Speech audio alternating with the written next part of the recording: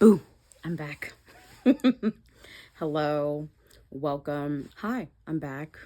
We're chilling. It's morning again. Little sunshine. Um, you guys, I'm wearing a color. We're healing. I'm wearing color today. But no, I thought I'd get on here. I am in a mood. I'm a little pissed. And I thought we'd just talk for a second. I just want to make it clear before we go into this. Respectfully, this rant is for everyone who has family who knows nothing about what they actually do for a living or the world they work in, because they've either chosen to not immerse themselves in their world and are blissfully ignorant, or they can't conceptualize and have had a hard time grasping it, and they are unfortunately ignorant about the situation. So this is for you. If you needed this, you're welcome. On this lovely Friday, I think I've had it up to here. Past the screen, I've had it up to here. I respectfully do not know Sir Tyler Perry. I've never met Tyler Perry. In fact, I don't know any insert token person from a community. I don't know them. These people have never met me. I've never met these people. That's not how the industry works. And I'm kind of tired of it. As a Black person whose parents are immigrants who moved to this country and thought, oh my God, you could just work with Tyler. He's big, he's Black, he probably has Black staff who will read your thing. Of course, you'll meet him.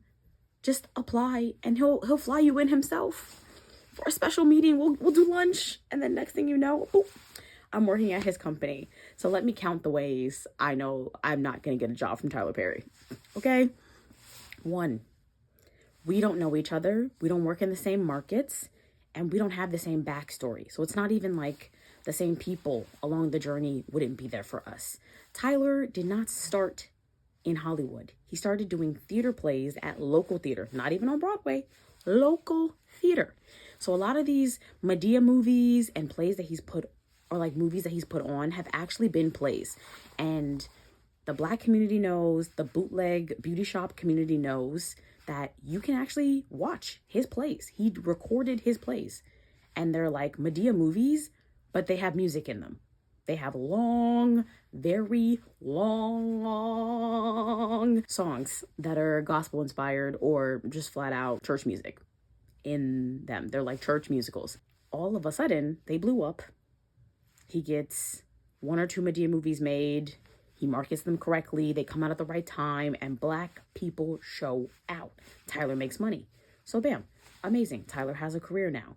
But did we grow up in the same scene? No. Do you want to know why? Because number 2, Tyler and me are not ever in the same market. Tyler was not born in Chicago, raised in Chicago. I grew up in Chicago. We don't have the same market. And he also works in Atlanta. So there are different markets. And for people who are like outside of the US or who only understand LA and New York, there's a middle of America, like a Midwest market. There's also an Atlanta market, like a South market. A lot of shows and films shoot in Atlanta. A lot of big movies shoot in Atlanta. I know, what's a good example? Spider-Man. The Spider-Man movies, especially the first one, they shot like 90% of that movie in Atlanta. And they shot like 10%, certain street shots had to be done on the streets of New York because they needed to be in a specific neighborhood because of the comic. So fine, that was shot in New York. But for the most part, that movie is an Atlanta movie. And if you watch a film all the way to the end, which is what Marvel really tries to get you to do, you can see the thank yous and the dedications and the special thanks and all that stuff to the state or the city or the town or the province that someone shot a movie in. And you'd be surprised. That's how a lot of times people found out my favorite show in New York is actually in Canada. Because Toronto looks a lot like New York. And now we'll do we'll do a video one day about the European market and how there are different cities in Europe that look like different cities in the US and like why they're shooting certain things over there. Germany alone, I think, has like dedicated cities that look like different places in the US. But yeah, we've never been a part of the same market. I went to the Chicago market, and then I popped into the LA market. 3, he doesn't live in LA.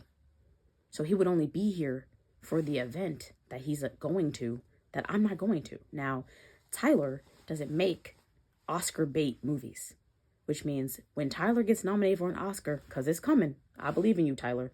When Tyler gets nominated for an Oscar, it will be because the film itself was just so good and blew so many people away. But in general, his movies are not usually on the award circuit. A special time of year when all of a sudden there's 9,000 red carpets, everyone and their mom is trying to get some random award. We have to care about awards in other countries because they lead up to the Oscars. So the award season culminates at the Oscars. That's the last award. Okay, I don't know which one starts, which one ends. It depends. Sometimes things have changed due to COVID or crazy things happening in the world. But genuinely, we know it will always end with the Oscars. That's the goal.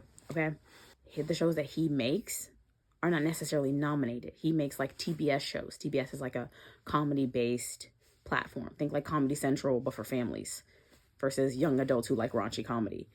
And so when he makes a show and is not vying for an award, I don't expect to see him at award shows, which means he's not showing up for all the award shows. He's also not making highbrow art. So some people in the industry don't really respect his art, despite what your family wants you to believe. They don't really respect Tyler Perry's art and his artistry because he's not making Oscar bait. If he doesn't make these films, he's not going to be at the events.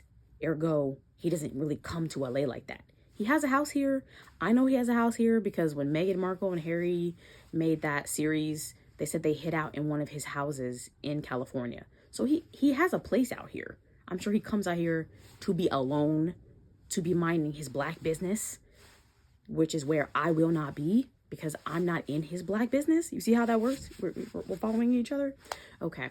He mainly lives in Louisiana and Georgia. I don't go to these states, so we're not even ever in the same place. Now, you could argue, Nicole, you could Zoom him. You could be on Zoom with him. Tyler doesn't have free time. You want to know why? Because my next point, Tyler is always working. Tyler doesn't have free time, okay?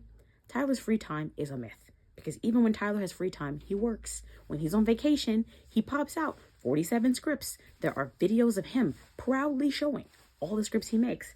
Also, next point, Tyler Perry doesn't like to share glory.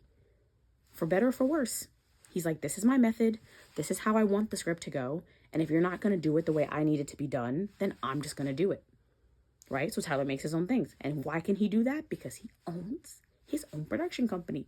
So if he wants to write his own scripts, he's paying himself to write it. If you don't want to do it the way he wants you to do it, it's going to be annoying. When you hire a writer, they are paid per time they write. They're paid per revision. The only time you don't have to do that is usually when you're a big studio.